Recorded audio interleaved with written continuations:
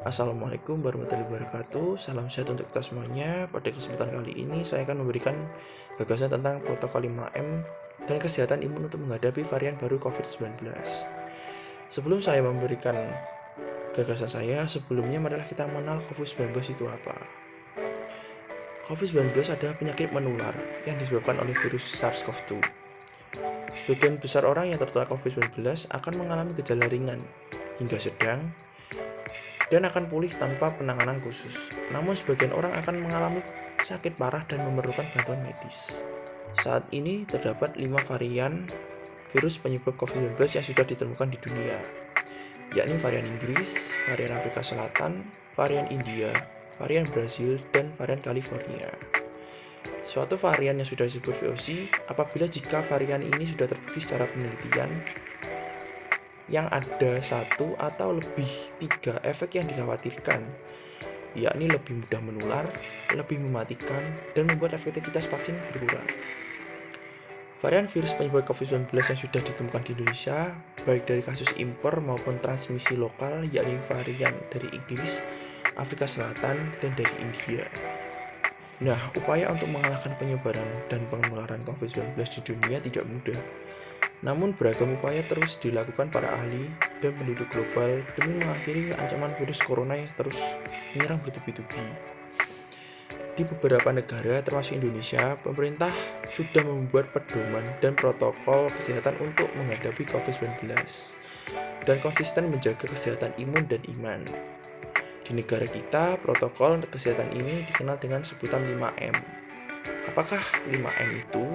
5M itu yang pertama adalah mencuci tangan. Rutin mencuci tangan hingga bersih adalah salah satu protokol kesehatan yang cukup efektif untuk mencegah penularan COVID-19. Untuk hasil yang maksimal, cucilah tangan setidaknya selama 20 detik, beberapa kali sehari, terutama saat sebelum makan, sebelum menggunakan kamar mandi, dan setelah menutup hidung saat batuk atau bersin. Untuk membunuh virus kuman-kuman lainnya, gunakan sabun dan air atau pembersih tangan dengan alkohol setidaknya dengan kadar 60%. Yang kedua, memakai masker. Pada awal pandemi COVID-19 tahun lalu, Organisasi Kesehatan Dunia atau WHO mengatakan bahwa penggunaan masker hanya direkomendasikan untuk orang sakit, bukannya orang sehat. Namun, virus corona jenis SARS-CoV-2 benar-benar baru, sehingga protokol kesehatan bisa berubah-ubah seiring bergulirnya waktu. Beberapa waktu selang kebijakan WHO di atas, akhirnya mengeluarkan imbauan agar semua orang, baik yang sehat atau sakit, agar selalu menggunakan masker saat beraktivitas di luar rumah. Protokol kesehatan virus corona terkait masker pun semakin digalakkan di negara Amerika Serikat. Center of Disease Control and Prevention atau singkatan dari CDC memperbarui pedoman terkait penggunaan masker. CDC mengimbau masyarakat Amerika Serikat harus memakai masker meski berada di dalam rumah pada kondisi tertentu.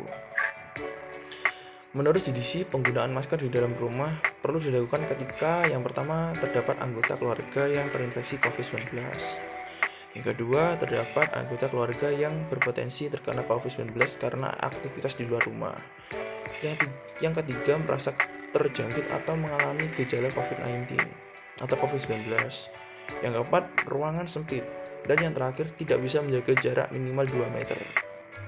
Yang ketiga, menjaga jarak. Protokol kesehatan lainnya yang perlu dipatuhi adalah menjaga jarak. Protokol kesehatan ini dimuat dalam Keputusan Menteri Kesehatan Republik Indonesia dalam protokol kesehatan bagi masyarakat di tempat dan fasilitas umum dalam rangka pencegahan dan pengendalian COVID-19. Di sana disebutkan bahwa menjaga jarak minimal 1 meter dengan orang lain untuk menghindari terkena droplets dari orang yang bicara, batuk, atau bersin, serta menghindari kerumunan, keramaian, dan berdesakan. Bila tidak memungkinkan melakukan jaga jarak, maka dapat dilakukan berbagai rekayasa administrasi dan teknis lainnya. Rekayasa administrasi dapat berupa pembatasan jumlah orang, pengaturan jadwal, dan sebagainya.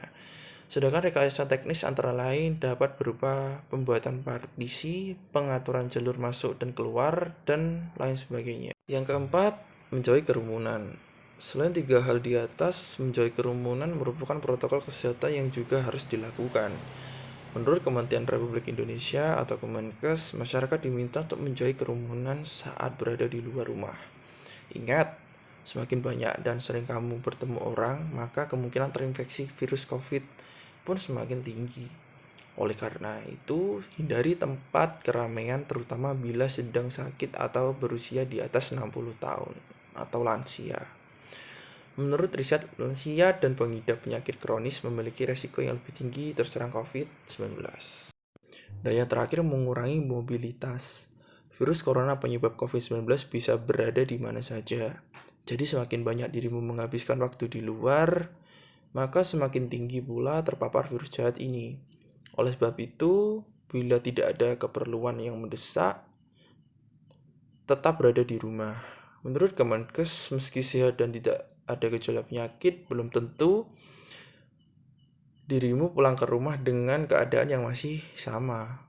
Pasalnya virus corona dapat menyebar dan menginfeksi seseorang dengan cepat.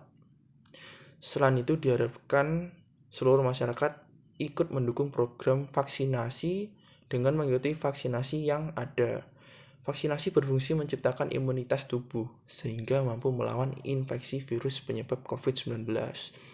Dengan imunitas yang terbentuk, maka seseorang tidak akan jatuh pada kesakitan yang parah dan pada gilirannya menurunkan angka kematian. Demikian presentasi dari saya atau gagasan dari saya. Kurang lebihnya saya mohon maaf. Assalamualaikum warahmatullahi wabarakatuh.